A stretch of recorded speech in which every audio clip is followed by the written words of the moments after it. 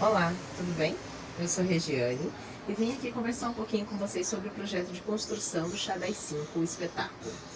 Bom, a primeira imagem desse projeto, ela chega para mim em 2019 como essa mulher que está no seu ambiente doméstico, na sala da sua casa, preparando um chá com seus trajes íntimos, né, de dormir, camisola e tal, preparando esse chá para si e imersa em alguns pensamentos. No primeiro momento foi somente essa imagem e eu não conseguia saber se ela estava sozinha ou se tinha mais alguém nesse espaço com ela. Foi só uma imagem, então deixei seguir, né? Mas essa imagem passou a me revisitar com uma certa frequência. Então eu parei para pensar sobre o que essa mulher, quem era essa personagem, quem era essa mulher que vinha me visitando, e sobre o que ela estava pensando realmente nesse momento, né? Então surgiram essas reflexões que ela deveria estar devaneando sobre abstrações da vida, né? Coisas como o amor, a morte, a própria vida, a beleza, os rituais, o sexo, a paixão, a finitude, né? Enfim, essas questões que são inerentes do ser humano. De tantas visitas e da intimidade que nós fomos criando, me veio a ideia de então transformar isso realmente numa dramaturgia, num espetáculo teatral, num monólogo. E aí sim eu consegui visualizar claramente que ela estava sozinha de outras pessoas, porém não sozinha nesse espaço impregnado de memórias, de vivências, e que então talvez ela estivesse devaneando e nessa conversa, né, ela estivesse falando com esses fantasmas, né, esses visitantes que a gente não sabe bem se eram seus próprios pensamentos, se eram esses seres, esses fantasmas que estavam visitando ela. Que na concepção do espetáculo passou a ser representado pelo público, né, a quem ela provoca, a quem ela questiona, a quem ela transmite essas ideias. Bom, quando a gente, como isso foi um processo de alguns anos, eu fui fazendo algumas anotações, obviamente, de epifanias que eu ia tendo, algumas inspirações, alguns questionamentos, poemas e tal, e ao mesmo tempo que eu permanecia com as minhas leituras, né? E essa imagem do chá era muito presente, né? Muito forte. Então, quando a gente foi conceber a ideia do espetáculo, do monólogo, veio esse chá, é um momento do chá. E aí então surge a ideia do Chá das 5 em função das autoras que estavam fomentando muito essas reflexões minhas nesse momento, sabe? Para essa personagem. Então, Ana Cláudia Quintana, que foi super presente um pouco antes do falecimento da minha mãe e no processo de falecimento também, porque a Ana Cláudia ela traz uma visão que, claro, do meu ponto de vista pessoal, é muito de uma crueza em relação à vida e à morte, e ao mesmo tempo de uma sensibilidade assim que me encanta, né? Que me faz repensar muita coisa, né? A Conceição Evaristo, que traz essa tonalidade da ancestralidade, dessa mulher que me questiona a cada momento, assim, sabe?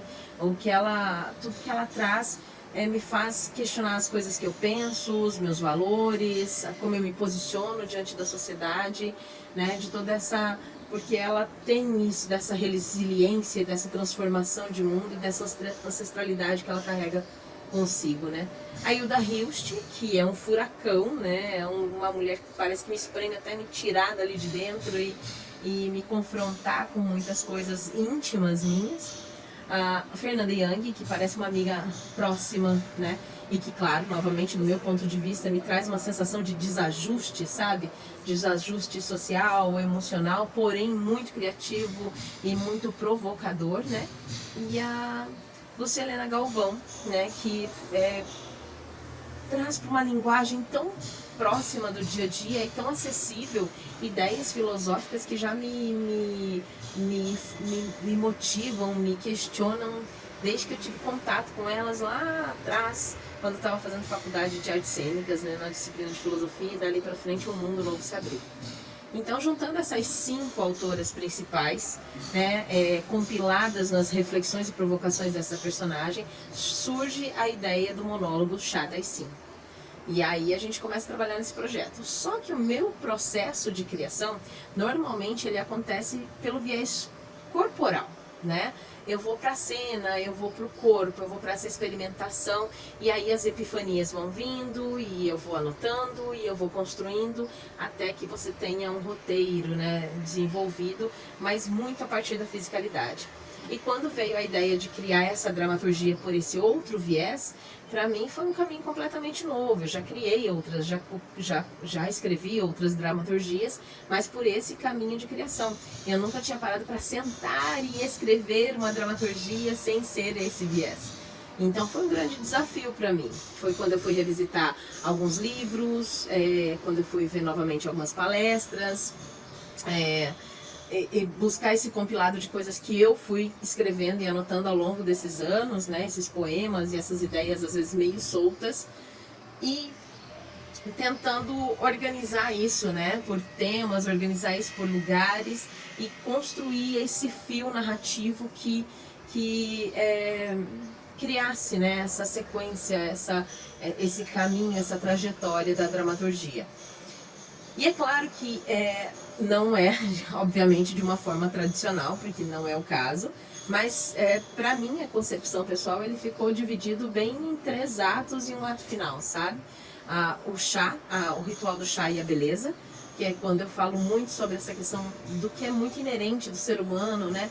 Dos valores éticos e da beleza como um valor também, e não só apenas essa beleza efêmera que a gente tão rasa no dia a dia, essa beleza que acaba, essa beleza do padrão de beleza, essa beleza da juventude que se esvai com o envelhecimento, né? No sentido de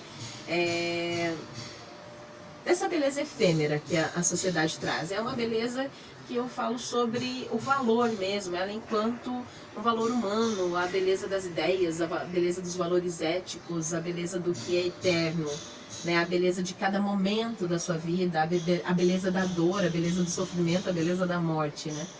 E num segundo ato, que a gente fala sobre a brevidade da vida e o tempo, que aí sim eu me aprofundo mais nesse processo mais existencialista, né, do que é a vida, qual é o sentido de viver, o que é a vida em relação à morte, o que a gente aprende com esse contraste, né, o que a morte ensina. Quando você morrer, você vai estar vivo nesse momento ou você já vai ter morrido em vida há um bom tempo, né, a gente está vivendo, sobrevivendo, né.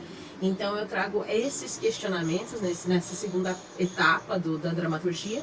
E a terceira é o amor, a paixão e suas adjacências, né? E toda essa ramificação que traz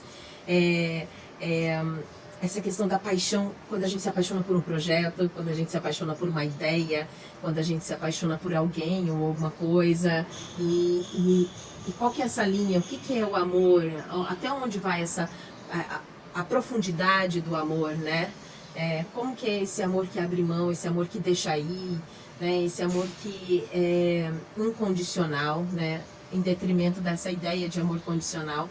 Então eu trago essas reflexões e essas provocações.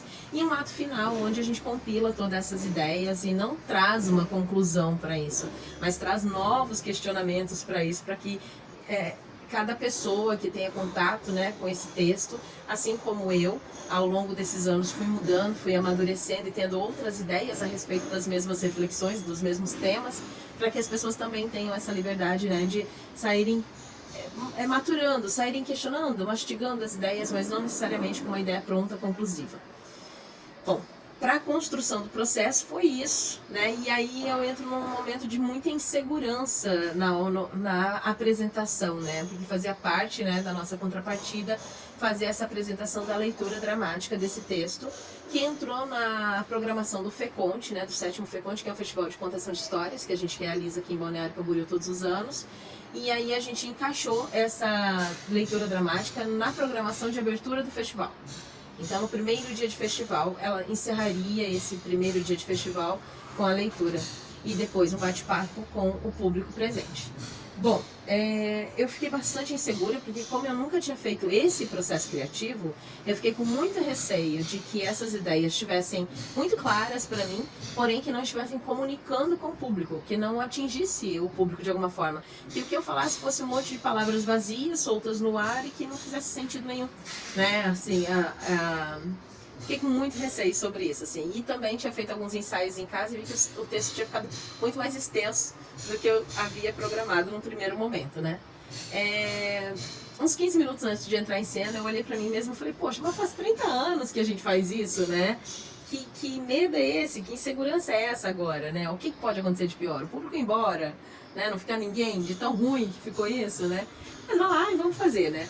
E aí comecei a leitura, não me preocupei tanto com a parte das rúbricas, né? Passei, fui mais fazendo uma leitura que eu queria olhar para o público, eu queria interagir, né? Tinha uma semiluz na plateia e eu consegui fazer isso, sabe? E o resultado final foi muito mais positivo do que eu podia imaginar. Porque, primeiro que foi 1h15 somente de leitura e o público permaneceu ali, a galera ficou e participou e eu conseguia trabalhar nesse olho no olho e perceber as reações e saber quando provocava, quando chegava mesmo, né? Durante esse processo. E no bate-papo final, o retorno que as pessoas foram me trazendo foi muito importante para mim. E foi muito legal também. E principalmente o retorno das mulheres, né? As mulheres que estavam na plateia tiveram falas super profundas e importantes, assim, e como cada um do público se conectou com um momento diferente do texto.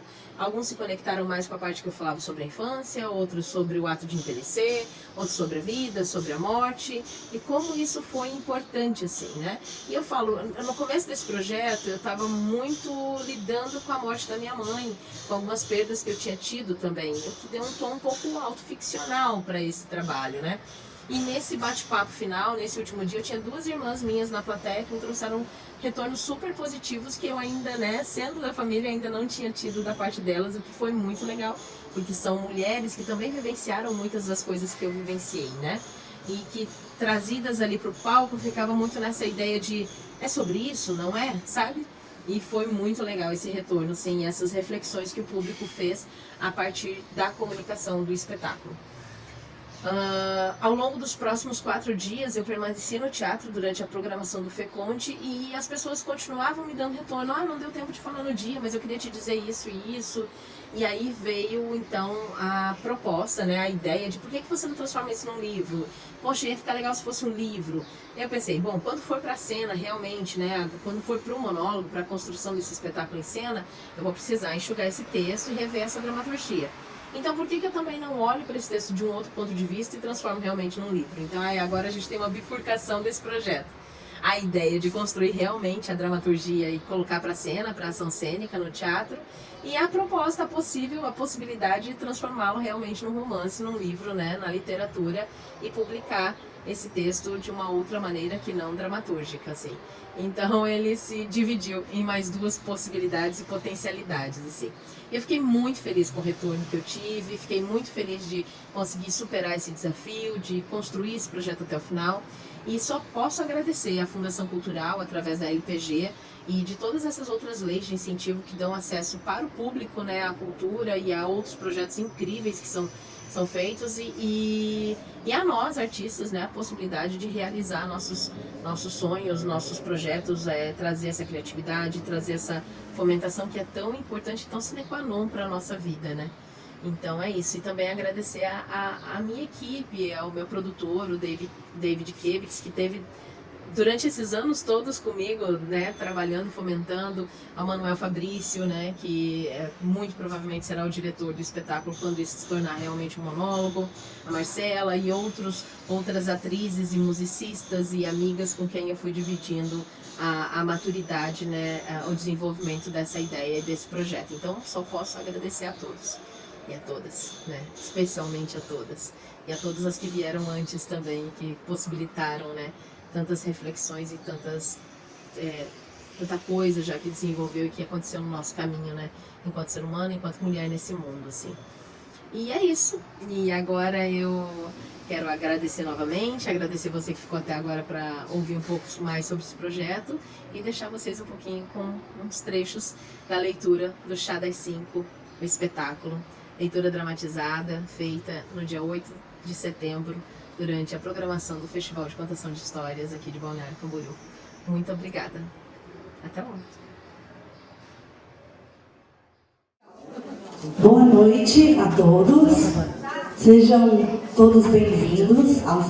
Eu me chamo Monique Neves e vim aqui falar um pouquinho para vocês sobre esse projeto vem sendo realizada pela atriz e proponente Regiane Schmidt Komeraus, desde meados de 2019.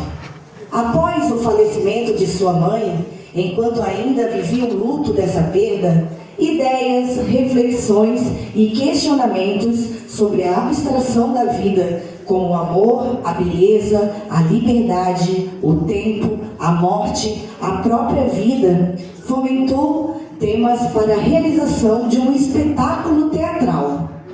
Desde o início da pandemia de Covid-19, a vivência do isolamento e da solidão proporcionaram o resgate de uma ação cênica já imaginada anteriormente pela atriz Regiane Komeraus, na qual estaria envolvida uma personagem solitária, que em sua casa, em trajes íntimos, faz os preparativos para tomar um bom chá. Enquanto recebe o público num espaço que reproduz o ambiente doméstico, numa relação ambígua com esses visitantes, sem se poder afirmar se são reais ou projeções de sua imaginação. Dessa maneira, algumas perguntas sobre quem são as visitas podem ser colocadas em questão. São pessoas reais que chegaram para o chá? São lembranças e memórias que atravessam o espaço solitário onde vive a sua personagem? São devaneios, formas, pensamentos que se constroem em diálogos com as ideias literárias e filosóficas das autoras lidas para o projeto?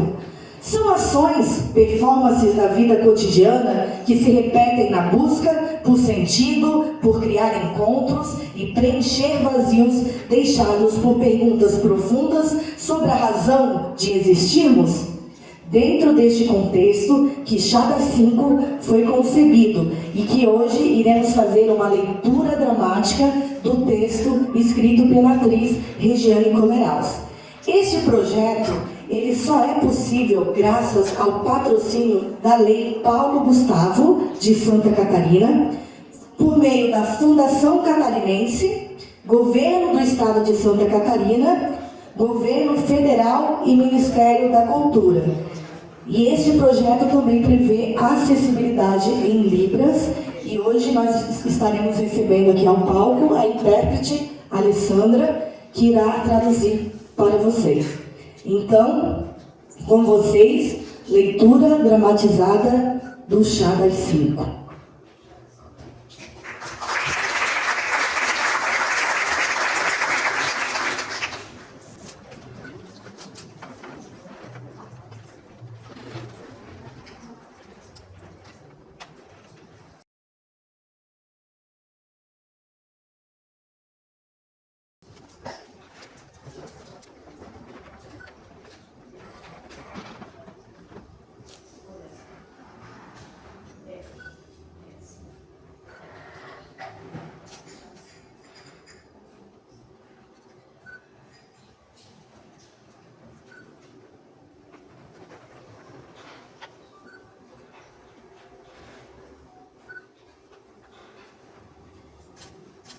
Boa noite.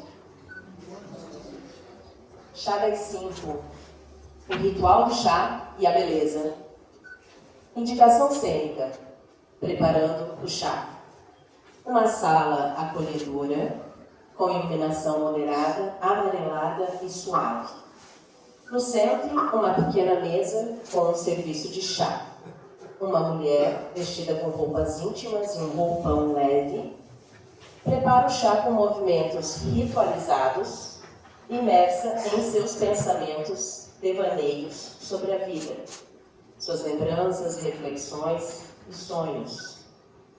Ela está sozinha, mas o espaço está impregnado pela sensação, pela presenças invisíveis.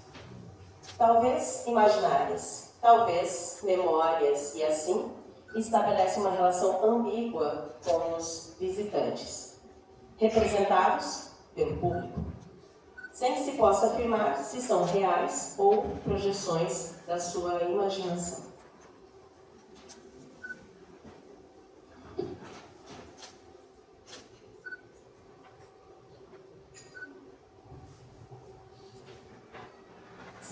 vez, eu li um livro que chamava O Livro do Chá. E lembro de uma passagem que me chamou a atenção e dizia mais ou menos assim: o chá é uma obra de arte e precisa de uma mão magistral para revelar as suas qualidades mais nobres. Existem chás bons e ruins, assim como há pinturas boas e medíocres, estas geralmente em maior número. Não há uma receita única para preparar um chá perfeito. Cada preparado das folhas tem a sua individualidade, a sua afinidade específica com a água e com o calor, memórias hereditárias a relembrar e o seu próprio método de contar uma história. O verdadeiramente belo deve estar sempre nele. Mas quando consideramos quão pequena é a xícara do prazer humano, quão rápido ela transborda de lágrimas e quão fácil se esgota em nossa sede insaciável por infinitude, deixando apenas a borra, não deveríamos nos censurar por dar tanta importância à xícara de chá. A humanidade já fez pior. Aqueles incapazes de sentir em si mesmos a pequenez das coisas grandiosas, tendem a ignorar nos outros a grandiosidade das pequenas coisas. Eu sempre imaginei que se um dia eu tivesse um ritual próprio, seria algo assim: preparar um chá no final de tarde, quando o sol já não tem pressa. Sinto como se, ao mexer essa colher, eu mexesse também nas memórias. Um pouco de chá para mim, um pouco de chá para minha mãe e um pouco de chá para todas as mulheres que vieram antes de nós. Sabe, este chá, preparar este chá é como preparar a vida.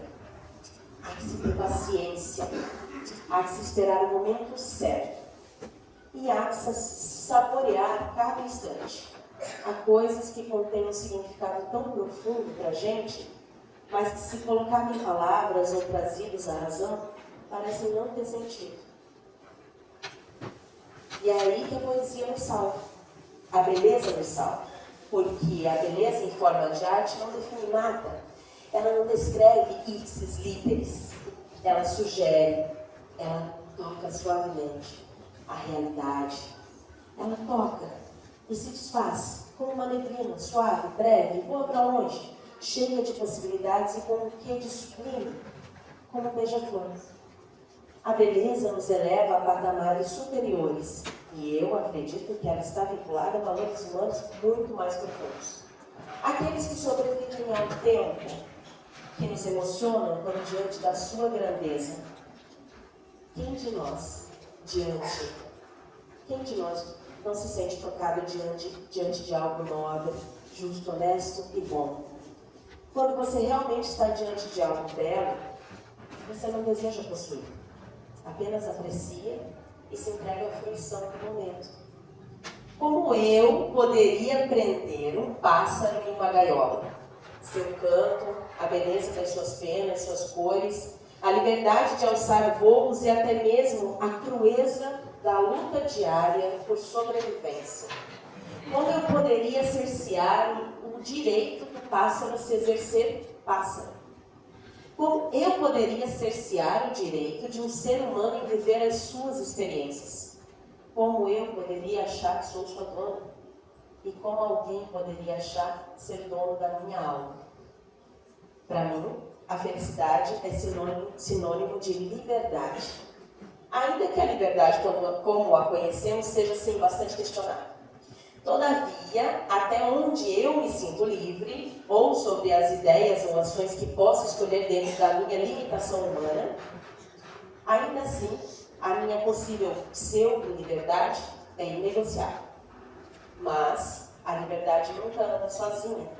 Sempre está de mãos dadas com a responsabilidade, com a disciplina e com a ordem. A beleza está acompanhada da verdade, e a verdade nem sempre corresponde aos fatos. A verdade, enquanto valor ético, corresponde a princípios.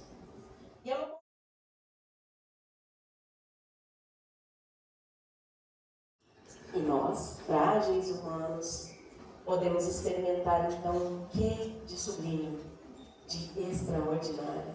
de sutil e arrebatador. E o que dizer sobre o tempo? Eu tenho a impressão de que quando encontramos algo em nossa vida que está além do tempo, acabamos aceitando as experiências que o tempo traz. Uma criança me disse assim: o problema do tempo é que o tempo não dá tempo para nós termos tempo. E aí eu pensei, como uma criança pode dizer algo assim?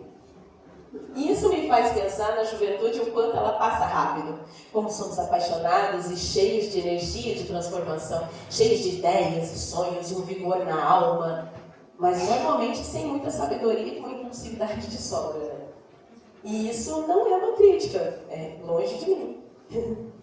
Mas nós vivemos em uma sociedade que cultua a juventude. E eu sinto uma certa dicotomia em relação a isso. Acho que envelhecer é péssimo. Um dia você se olha no espelho e não se reconhece mais. São as rugas, as expressões, a falta de um brilho no olhar, cicatrizes na alma e um corpo cansado. Penso que romantizam o envelhecimento. Me diz o que é que tem de bom em envelhecer e ir perdendo aos poucos suas funções e a sua autonomia. Isso se tudo der certo e você realmente envelhecer, né? Afinal, se nós não tivermos uma morte romântica, a exemplo daquelas onde você está dormindo e tem um infarto fulminante, ou em um acidente fatal, ou, quem sabe, um tiro certeiro, algo assim. Se assim não for, então precisamos nos preparar para o perrengue de envelhecer e para dar trabalho. Sim, dá trabalho. A velhice, tanto quanto a infância, requer cuidados e suportes especiais. Mas não pensamos nisso porque nós acreditamos que seremos eternos. E falar da morte é quase um pecado mortal. E aquela expressão: ah, se eu tivesse a cabeça que eu tenho hoje, quando eu era mais jovem, você ia fazer o quê? Você ia fazer o quê? Você tem a maturidade de hoje porque você viveu a juventude como um jovem vive. Cheio de hormônios, de energia, de sonhos, desejos, ideias e ideais. Ninguém vive deslocado do seu tempo. Cada coisa acontece no tempo que tem que acontecer e que está preparada para acontecer. Ah, mas no meu tempo era muito melhor. Falamos isso, assim, cheios de nostalgia. E eu te pergunto, qual tempo, meu amigo? De qual tempo você está falando, minha amiga? E claro que era melhor. Me diz uma coisa, é melhor você comer um pedaço de pizza ou ficar olhando outra pessoa comer um pedaço de pizza? Quando você, que já não é mais um jovenzinho, observa os jovens vivendo, é como se você estivesse olhando eles comerem um pedaço de pizza deles. E aí é claro que o seu pedaço, aquele que você comeu no seu tempo, foi muito mais gostoso, foi muito mais saboroso, foi muito melhor que os tempos atuais. Envelhecer é uma droga. Mas, por outro lado, quando me dizem assim, nossa, mas você não mudou nada. Olha, você tem tantos anos, parece mais jovem. O tempo não passou para você. Isso me arrepia os pelos. Já pensou? Você viver sem evoluir em direção aos seus ideais?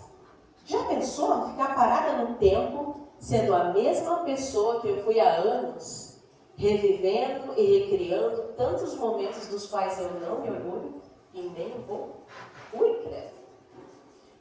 Tá bem, eu sei que nós estávamos falando sobre aparência física, mas aquele vigor juvenil, aquele visco na pele, aquele frescor tanto quanto ingênuo, tudo isso passa. Você até pode ter acesso a bons procedimentos estéticos, mas não tem operação plástica para a alma. E passa. Ainda que disfarce, o tempo é implacável e passa para todas as pessoas.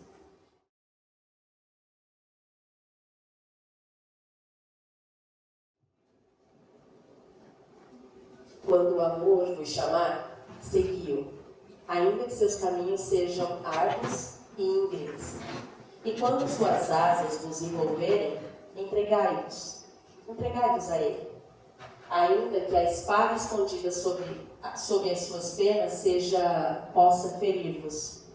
Pois assim como o amor vos coroa, Ele também vos crucifica.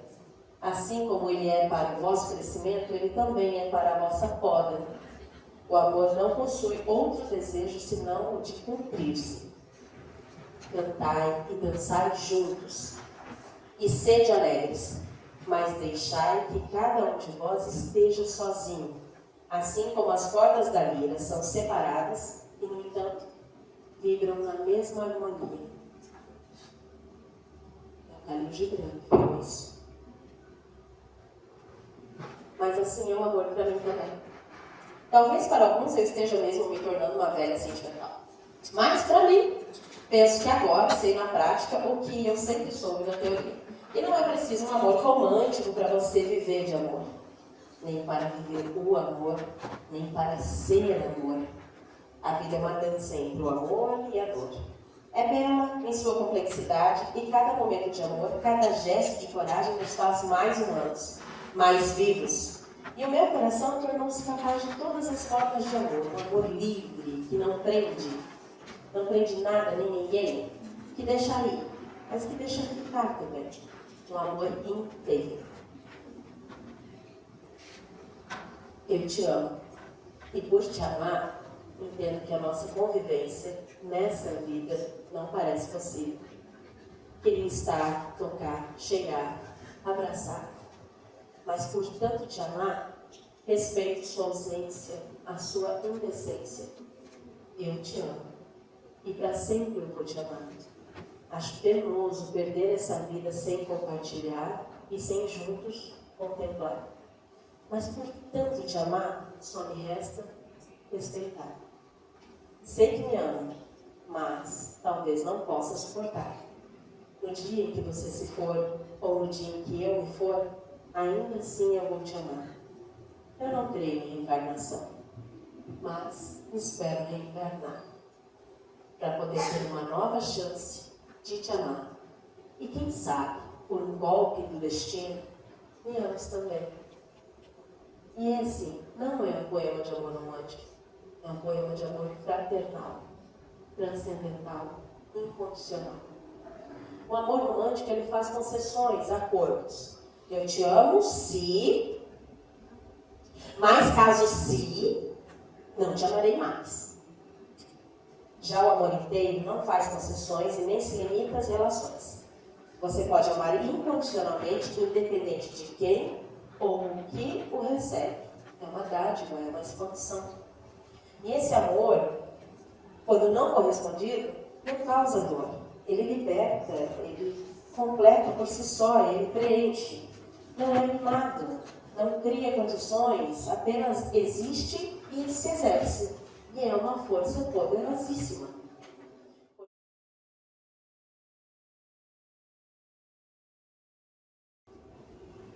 O tempo é um fio invisível que entrelaça nossas vidas e, ao mesmo tempo, o grande escultor e o silêncio que observa a nossa dança. Em seu curso, ele nos apresenta uma tapeçaria rica e complexa, onde cada experiência é um ponto, cada emoção um fio. Mas, como o tempo é implacável, a alegria e a dor também fazem parte desse tecido. A alegria é um fio dourado que ilumina os dias e nos faz esquecer por um momento que a vida é efêmera. É o brilho no olhar, o riso compartilhado, o calor das manhãs ensolaradas. Contudo, assim como a alegria, a dor também é uma constante. Ela é um fio escuro e, embora muitas vezes doloroso, é essencial para dar profundidade e contraste à tapeçaria da vida. A morte é inevitável e silenciosa e é o ponto final de uma linha, mas também o início de outra. Ela não é apenas o término de um fio, mas a transformação e a continuidade, uma virada que faz parte do padrão eterno do tempo. O medo da morte é um eco constante, mas é também um lembrete da fragilidade e da preciosidade da vida.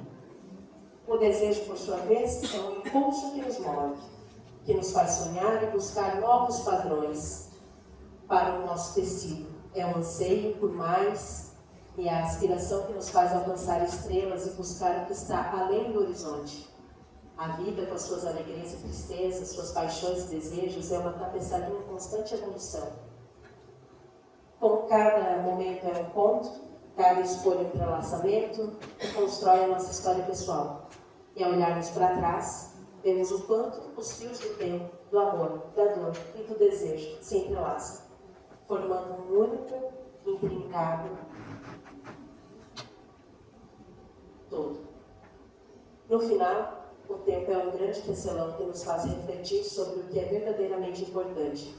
Ele nos lembra que, embora o amor e a paixão possam iluminar nossos dias, a dor e a perda nos ensinam a valorizar o que temos. E que, mesmo na ausência, o desejo e a esperança continuam a tecer novos fios, mantendo o tecido da vida vibrante e interminável. Assim, em cada ponto do tempo, encontramos a beleza e a profundidade da nossa existência. Então, brindemos as nossas lembranças, aos nossos sonhos, as nossas perguntas sem respostas. E que nesse ritual diário possamos encontrar a força para continuar, a sabedoria para entender e o amor para nos guiar. Sempre há espaço para voar. E a chave é acreditarmos em nós mesmos e na força das nossas histórias. E já é tarde para mais chave. Então eu agradeço a presença de todos os que passaram pela minha vida, aos presentes, aos fantasmas, aos que eu imagino, aos que nunca chegaram e aos que nunca existiram. A todos. Boa noite.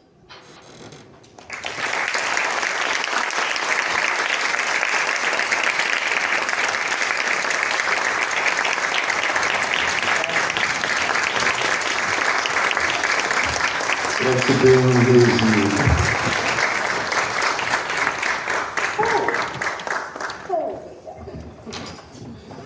A Regi vai falar um pouquinho ainda do projeto aqui, mas eu quero agradecer a presença de todos vocês. Vai ser rapidinho, já está encerrando mesmo.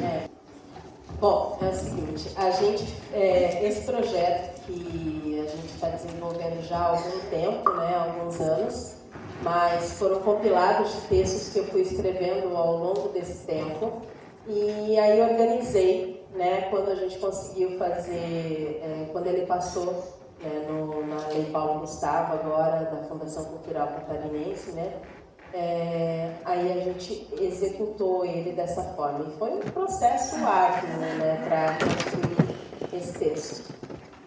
E para mim foi um movimento completamente diferente, assim, porque na minha carreira de atriz, eu parei para pensar, falei, gente, esse ano faz 30 anos que eu faço teatro. Eu sempre trabalhei primeiro pelo corpo, primeiro numa pesquisa corporal, estudando toda a profundidade e os temas, para depois ir para o papel. E dessa vez, pela forma que as coisas foram acontecendo, eu fiz um movimento contrário. Eu fui anotando e organizando no papel o texto, e foi bastante difícil organizar tudo isso sem fazer pelo viés que eu estava acostumada, que era pela expressão corporal, pela pesquisa corporal. Eu fui para o texto primeiro, para depois a gente ir para a montagem. Então eu fiquei um pouco sem parâmetros, sem uma noção de qual seria realmente o resultado, assim. Tanto que para essa apresentação de hoje eu fiquei mais tensa do que eu costumo ficar nas outras. Era uma novidade, né? E esse texto acabou ficando dividido, para mim, porque não é assim que funciona a estrutura, né, de um texto, de uma dramaturgia no teatro. Para mim ele ficou dividido em 3 atos, né? Um ato inicial, que é o ritual da beleza do chá, a brevidade da vida, e depois o último ato, o terceiro ato seria o amor, a paixão e as suas adjacências, e o ato final que finaliza com esse emaranhado, né, que faz um compilado de todas essas principais ideias que eu fui escrevendo. E eu finalizo ele com um poema da Cora Coralina, que é muito significativo, mas eu sei que uma leitura é muito mais cansativa do que uma ação cênica. E eu sei que muitos de vocês estão aqui já desde o dia inteiro ou já a tarde toda também assistindo outros espetáculos, ainda bem, porque é uma profusão cultural. Então eu optei por né, essa última parte dar uma acelerada para que a gente pudesse relaxar um pouquinho e ter essa conversa. Bom, a princípio foi assim que esse projeto foi construído. O falecimento da minha mãe, sim, teve um impacto grande nessas reflexões. Muitas pessoas da minha família, né, já faleceram, mas quando a minha mãe faleceu, me deu uma sensação de zerar mesmo o cronômetro. Ela já faleceu, meu pai já faleceu, tenho 2 irmãs minhas aqui, eu e Rosiana, obrigada por vocês estarem aqui. E tenho meus amigos que são minha família, né, vocês todos sabem, né? E é isso. Então, agora estou aberta, se alguém quiser fazer uma pergunta, uma consideração, me dar uma ideia, fazer uma crítica, falar, Rede, pelo amor de Jesus, aquilo não ficou bom. Então, fica à vontade. Olha, eu me senti assim, fiquei muito grata, porque eu vi um texto assim que a gente lida muito nas terapias, quando eu vou na minha análise.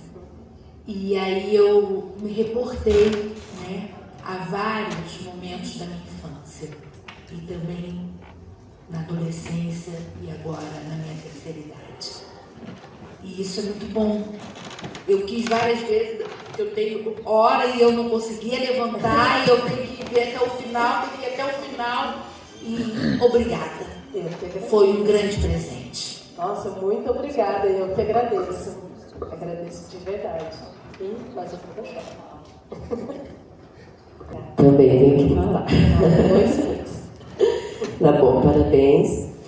Consegui te enxergar aí dentro, porque a Regiane nasceu, eu sou dinda dela. Eu já tinha 14 anos quando ela nasceu, então eu acompanhei bastante coisas. E desde que ela veio do Rio, né, por uma força grande da gente, né, e da mãe, né, que sofria muito pela distância, a gente conseguiu acompanhar todo esse processo dela aqui, né? Então essas reflexões tocam muito no nosso coração, porque são coisas que a gente viveu juntas, né? E queria dizer para você que eu acredito em reencarnação. Foi uma pegadinha depois. Então não acho. É que na dúvida, né? Essa vida dá tanto trabalho. Teve várias vezes que deu vontade de falar. Nada disso. Não, mas eu me identifiquei também, eu sou professora de educação infantil, então quando ela diz que as crianças parecem uns potinhos de energia, eles não parecem, eles são um potinho de energia. E quando eles vão para casa, eu digo para os pais, né, agora levam, né, tomara que a energia acabe, porque a gente tentou gastar o máximo aqui, né, não dá para fazer milagre. Né, então eles são realmente, e concordo que eu acho também, né, que essa falta de energia que a gente tem depois de adulto, né, os buraquinhos pelos quais elas vazam, nos fazem falta, né? E concordo com a minha outra irmã aqui da estética, então assim, vocês imaginam uma conversa, né? Então cada um pensando de uma forma e as coisas casam muito. E imagina a senhora o que deve ter visto em tudo no seu trabalho, né? Estou viva, Trabalhando com educação infantil. Exatamente, viu? Tá vivendo agora, é isso aí. E isso é bacana porque assim, a gente envelhece, mas a gente busca vida, busca energia e quer mais, e quer mais, e quer mais, né? E isso é vida. É vida. E isso é amor. E o amor é expansão. Expansão. Então tá. Beijocas. Essa questão do envelhecimento, ela me pegou bastante quando eu fiz essa leitura, porque assim, para esse projeto, 5 autoras principais me acompanharam. A Conceição Evaristo, que traz uma questão de uma ancestralidade, uma poesia na reforma de tudo que ela pensa. Parece que eu estou sempre a 20 mil passos atrás dela, assim. E ao mesmo tempo que ela está lá no futuro, ela não perde essa conexão com o que é ancestral, assim, sabe? A Hilda Hilst, que para mim é uma rebelde. A Fernanda Young, que é uma uma escritora mais contemporânea, né, mais atual, e ela tem toda aquela coisa, daquela angústia de um desajuste social que em algum momento todo mundo, né, sente. A Ana Cláudia Quintana, que é médica paliativa, e o livro mais famoso dela é A Morte é um Dia que Vale a Pena Viver. E eu li esse livro em 2018, no ano que a nossa mãe faleceu. Né? Eu tinha lido o livro antes da minha mãe falecer, da nossa mãe falecer. E a Ana, e também, desculpa, esqueci de falar, de uma sequência de estudos que eu fiz da professora Lucilena Galvão, dessa questão da filosofia, ela me trouxe vários autores e traduziu muitas vezes algumas coisas que eram mais difíceis de entender. Então elas comentaram esses pensamentos, mas também outras autoras, outros autores, a filosofia. Mas dentro dessa questão da velhice, a Ana me chamou muita atenção porque ela fala isso, que a gente se prepara, a gente quer ganhar muito, mas a gente não se prepara para envelhecer. E ela não fala como se envelhecer fosse ruim, não é essa a questão. A questão é que você precisa sim se preparar para isso, a gente se prepara para tudo. Você se prepara para o Enem, você se prepara para o trabalho, você se prepara para um monte de coisas, só que a gente acha que vai viver para sempre. Daí quando algumas coisas vão mudando, você fica surpreso, né? Ela dá um exemplo assim que eu acho muito legal. Ela fala assim, você tem 40 anos de idade, e eu vou falar para você, daqui 30 anos a gente vai viajar para o deserto, tá? E deixa a viagem marcada para daqui 30 anos. Aí passam esses 30 anos e você vai para o deserto, e daí você chega lá e fala, mas eu não sabia que tinha que trazer água. Cara, eu não sabia que ia fazer frio à noite. Poxa, mas eu te avisei há 30 anos atrás, você não se preparou para a viagem? Né? Então, o que ela quer dizer é, cada tempo da nossa vida exige cuidados. Quando você é criança, você exige cuidados. Quando você é adolescente, você tem determinadas atitudes, você precisa de orientação. Quando você é adulto, você precisa de certos cuidados, mas quando a gente envelhece também. Então, não é que é ruim, né? Como eu coloco no texto, na reflexão da personagem. Envelhecer é horrível. Por um lado por outro não. A questão é, o que você vai fazer com isso? Você vai se preparar ou você vai ser pego de surpresa? Se você não tiver uma morte romântica. Um infarto fulminante. Enfim.